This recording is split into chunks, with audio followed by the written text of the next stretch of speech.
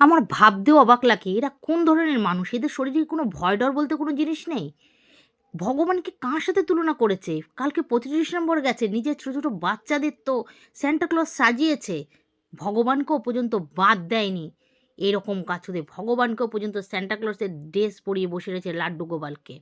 লাড্ডু গোপালের সাজ কি এরকম? লাড্ডু গোপাল আমরা কিরম দেখেছি, সুন্দর জামা পরে হাতে বাঁশি নিয়ে সুন্দর পাগড়ি পরে বসে রয়েছে, কত সুন্দর লাগে, সাত্ত্বিক তার সাজ, ময়ূর পাখা মাথায়। আর কী সব পরিয়ে রেখেছে, কোন কালচারে ঢুকে যাচ্ছে আমাদের সনাতনী হিন্দুরা।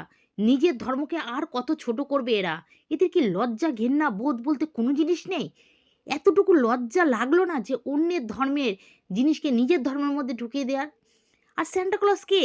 স্যান্টা ক্লজ হলো গিয়ে খ্রিস্টানদের একটা কাল্পনিক চরিত্র, যে চরিত্রে দেখা যায় ছোট ছোট বাচ্চাদের গিফট দিচ্ছে, সে সাধারণ একজন, আর তার সাথে তুলনা করছে ভগবানের। আমি একজন সনাতনী হয়ে আমার ভীষণ রাগ হলো, তাই জন্যই আজকে এই পোস্টটা করতে আমি বাধ্য হলাম। তোমরাও এটার প্রতিবাদ করবে, এ ধরনের কাজ যেন